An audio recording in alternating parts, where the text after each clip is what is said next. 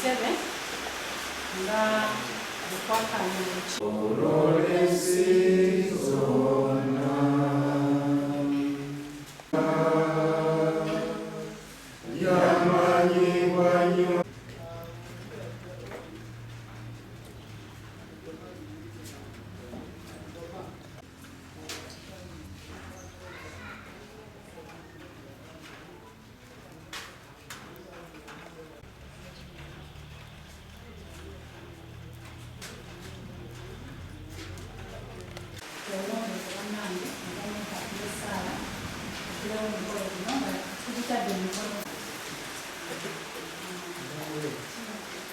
Bafunye abaana baffe basome bulungi ng'ate n'abasomesa bulungi.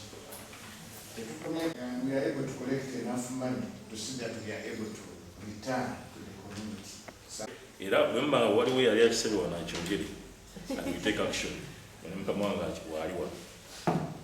Then to increase public participation, ntegeeza nti chairperson n'aba school management committee babeerako mu church ne makerezia enjiri ejja kusaasaana bamanye nti tukoze kubanga oli yanzijukiza tubana byavuzi bayinga nkoko okukola mindset change mu baana baffe okubaagazisa obutonde bw'ensi seeta misinde twakikola naye amasomero getannaba kutuukamu tugenda kuleeta emiti emitono gye tuleeta namwe mwongereko abaana baffe bakole kino bamanye kyensaba kyeki abazadde bwe bajja ku masomero ya teacher kyensaba ki mubaagazise era mubagane nti buli bwoweza omwaka gumu asabe maama w'omuti akole ki agusimbe baweze ogwokubiri ne baba muto bamuyambeko eventually aligenza okuweza emyaka 10 asimbye emiti meka it will have a multiply effect and eventually we have to go green. But tulina competition urban authorities batutegeezezza abanasimba emiti ne bajja ne balambula mu masomero gaffe obuyonjo tugenda qualifying okufuna ebirabo so nsaba bannaye munyambeko kintu kiyamba ffe nga municipality ne division nange ndiye mpango kwate nze nga chairman wa social service committee owa Lavla lwaki siwalula kirala kwatizeeko pangule bayinza kabaka atukubiriza okukola ekyo twagazisa abaana okuyiga kusomero teekawo okutya akagabeji nakavundira ak'obuveera akaplastiki ak'ebicupa oba glasses kati omwana akula akimanyi nti gabeji bamukola ki they sort garbage at source.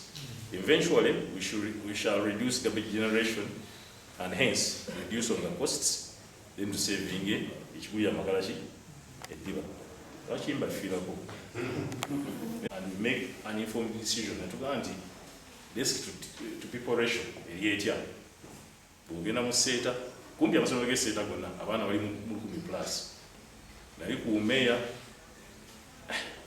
nali kusobera seeta siyo bakyekimu St. Augustine nakyekimu infact amasomero gonna madama radisi obuzibu bwetusanga naye tukoze tutya netuvudde okweyamba mu nsonga eyo netwapplyinga principle of good governance oba nayo kirimu code of conduct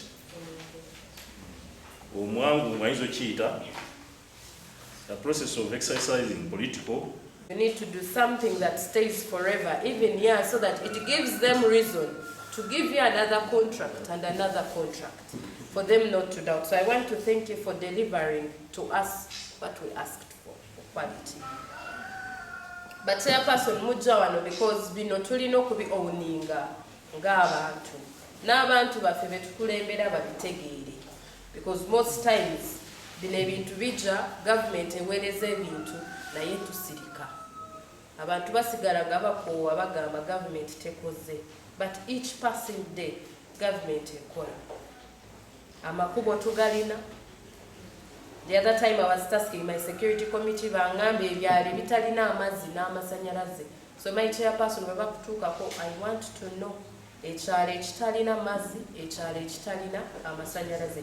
I don't see why mu municipality tuli mu municipality nga tulina ebyalo ebitalina mazzi nga tulina ebyalo ebitalina masanyalaze. So this is why bwe tubagamba all the time mutuuze enkiiko z'ebyalo bwe tujja mu nkiiko ezo tujjamu ebyo byonna. We will not go away to say, we can't shy away from saying tumanyi nti the biggest issue you have is land matters, land issues. Naye n'ebyo biri important because that is service delivery. So byonna tulina okubijjayo, tetutuuka mu byalo ate ne tugamba amataka bali mu kubba amataka gaffe ne tusigala ku ekyo. There are other issues. As we are handling land issues, katumaking sure nti buli muntu afuna kyalina okufuna. So ssentebe waba ssentebe ekiiko z'ebyalo buli lunaku ngamba chairperson mbabanja ate nze bwendi ne bwe mba ntaliiwo batuwadde abantu ababiri mu office. I have 2 assistants who would be there. So siraba lwaki tetutuuka mu kyalo. Even without them badde nzija mu nkiiko z'ebyalo naye nga mu abazazituuza naye abampita ngendayo. Now I have 2 people abalina okuyambamu. Kozese nabuta ssebo timunabuta waliwo ekitaliimu unless abantu bannabuta bavuddeyo ne bakiraga ne balaga n'obwetaavu. So mbasaba nti enkiiko zituule. But teachers, we want to thank you. Mwebale emirimu and the senior management committee members okutereka abaana baffe kubanga kati tulaba nti abazadde abangi abaana babalekedde amasomero. And that is also to tell you that abaana baffe mubakuume bulungi because there is a lot they learn from school ate nga tebabizze ewaka. Waliwo ebirungi bye bajjayo, waliyo n'ebibi bye bajjayo.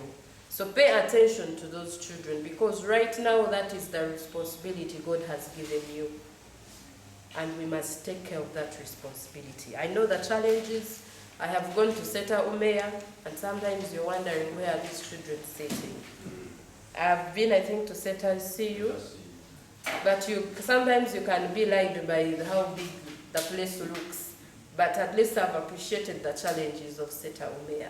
And I want to imagine, and the other schools that I've been to somewhere, I've been to Takajunge, and it is, the picture is not good. So njagala okubeebaza okubaawo Entebbe and abaana baffe mubawe emmere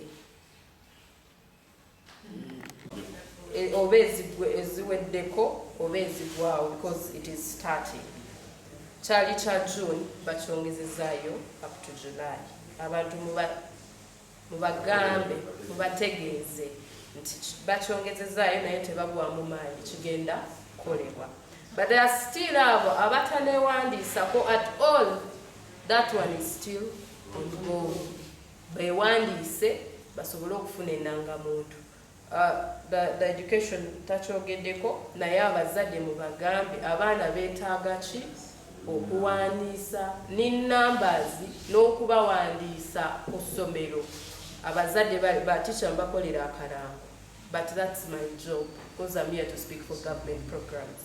Abazadde balina okuwa abaana ennangamuntu babawandiike because balina okutegeera amasomero galina abaana bameka. Kikosa ba head teachers bammwe bwe mubanga abaana tebabawandiise mu masomero ne mubatika emigugu eminene because government esasulira abo bokka abayewandiisa. So please nkimanyi nti mwe ba presidents ate eddoboozi lyammwe lituuka nnyo ku bazadde okusinga eryono neryaba head teachers. Oluusi bo balowooza bali mu birala.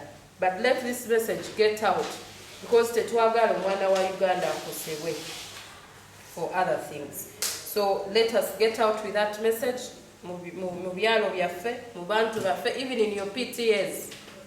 Keep preaching the gospel of registration. We know eventually they will convert. Rome was not built in one day. We are tuze enkiiko abazadde bakitegeere nti balina okuwa abaana emmere because you're not going to get anything unless those children are eating. So chairpersons muyambeko ab'amasomero bwe tuba tuli mu nkiiko ezo abazadde bategeere nti abaana balina okulya mu masomero. Otherwise we are not going to get what we want.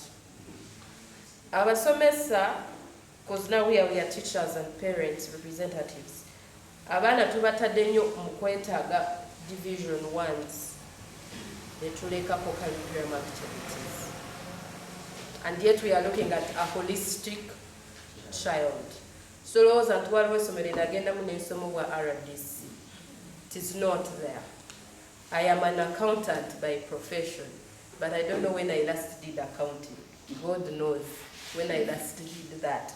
For the past 5 years, I've been doing something that is not accounting.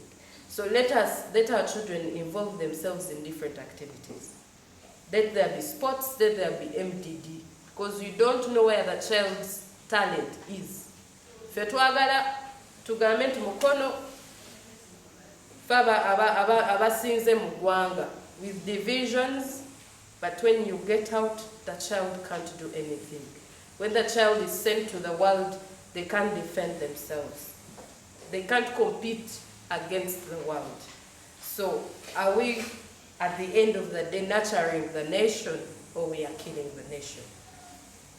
So let's get back and involve our children. Some of these you will see from day one that this child is interested in a certain field. Encourage it. Because they may not succeed in academics, but they might succeed elsewhere. So encourage them. Tell their parents, your child who you're forcing to pass sciences or arts is good with football. So that omzada chitegere right from day one.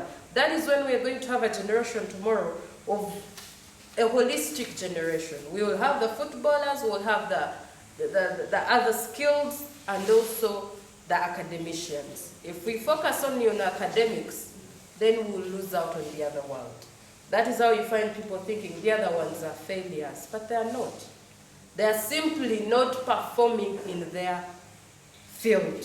We've denied them the chance to flourish and shine in their field. So let's do that and we shall see a better nation. Tuli twali mu latrines nga si municipality ekikola naye ne division eri mu kukikola. That means esente za government ne sente z'omuwi w'omusolo temuziridde. Mwandibadde wano mu kanso nga muzisaasaanya wawe zigenda. OTC yandibadde atuula mu ofiisi ye ne tumukwatira obwa embezzlement. Naye bwe tujja and tuli mu kuweereza abantu. That is why fena tuli mu offices tuli mu okuweereza abantu. I want to thank the contractor. Thank you for giving us quality work.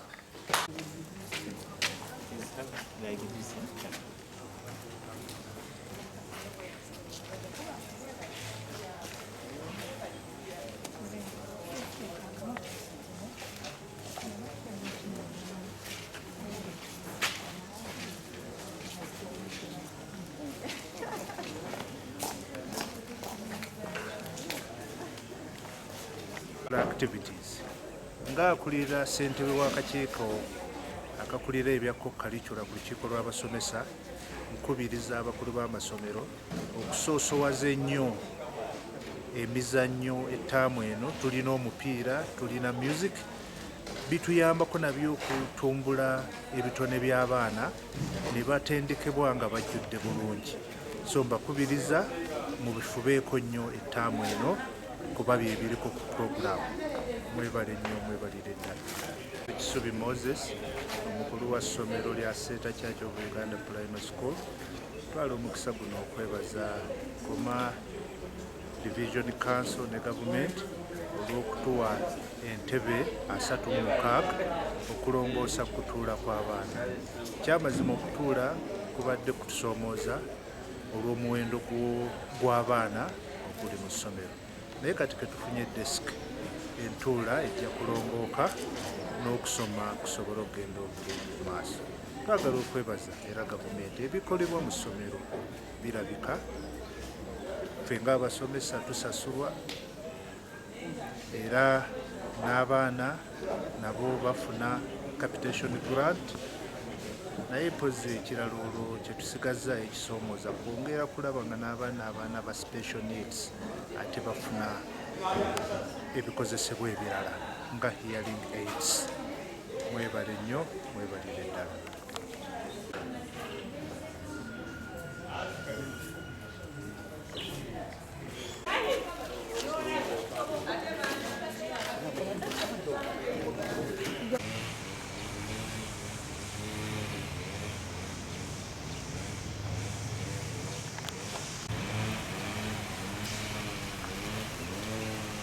bamasa bange abaseeta umeya ne seeta Church of Uganda Primary School mbebaza olw'engeri gye bataddewo ebisenge kye bayita perimeter walls okulaba nga abaana baffe babeera ku ssomero babeera bakuumiddwa bulungi. N'olwekyo abazadde mmanyi njagala mutwale ekifaananyi ekyo nti abaana baffe nga bali ku masomero okwo ate gwe tova eno buvyogenda oyingire ku ssomero okulaba nga otaataaganya ebyokwerinda kw'abaana tugobeere emitendera abasomesa baffe ze batuteereddewo okulaba nga abaana baffe babeera ku masomero nga bali seefu. Baagaliza okubeera mu ggwanga ery'emirembe ate era n'obuvunaanyizibwa okulaba nga twongera okubutuukiriza. Amannya Alex Waakulira, ssentebe w'abakulira nga nze ssentebe w'ekyalo Baggala zone ekiri mu luka gw'Esseeta Goma division Mukono Municipality. Njagala okutwala okusiimira ddala okusookera kwa byonna gavumenti yange ya Uganda olw'okudduukira abaana baffe mu masomero gaffe wa Seeta Umeya ne Seeta Church of Uganda Primary School. Olunaku lwaleero batuwadde desks lw'amasomero ago abaana baffe basobole okutuula obulungi balabe nga ebyensoma bitambula bulungi. Neebaza nnyo Madamu RDC waffe Mukono Municipality olw'amaanyi g'ateekamu okulaba nga division yaffe eno okusinga ddala ebyalo byaffe bitambula bulungi. Nyongera okukubiriza abantu baffe nti bannange abannaseeta mwenna okusinga ddala Babaggala okulaba nga mujja ne mujjumbira buli kyonna gavumenti kyebeerese nga okutumbula eggwanga lyaffe nakusinga ddala abaana. Olwaleero natuweereddwa desike nga zigenda kugenda mu Seeta Umeya ate era ne Seeta Church of Uganda Primary School. Nga gavumenti weetukwatirako okulaba nga abaana baffe batuula bulungi tebajja kusobola kusoma bulungi nga tebalya. Mu mbeera ne banyabo ne bassebo bakubira omulanga ti abaana nga tubalese ku masomero ate tulabe nga n'ebyokulya tugira ki tubiwa abaana basobole okuba nga basoma nga bakufu. Omuyala aba muzibu okusomesa abasomesa bano ne baba nga bafuna obuzibu bw'abaana abalemeddwa abatalina byakulya. N'olwekyo bazadde bannange basaba mujjumbire era museeyo omulaka kulaba nga amasomero gaffe n'abaana baffe mubateera kumwe ebyokulya.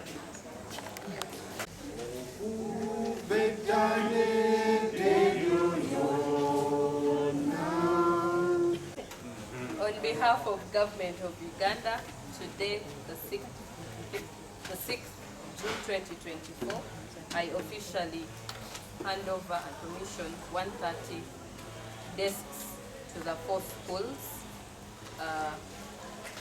that were contracted at 31 million to Seeta Umeya Primary School, Seeta Church of Uganda Primary School, Namlyangodde Boys Primary School, and Mother Kevin Primary School. Tusaba teachers to take good care of these desks.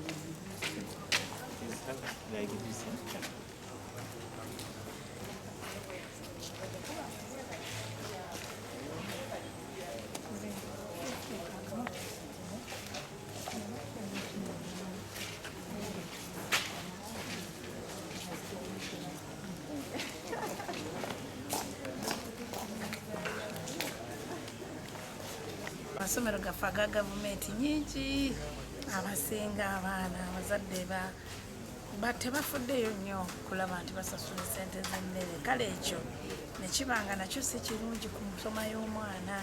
Mwana tasobola kusoma nga talidde, ne bw'oteeberezaamu omuto omukulu okuva ku makya n'ozibya nga tolinako waalidde olaba nga tosobola kumalako lunaku.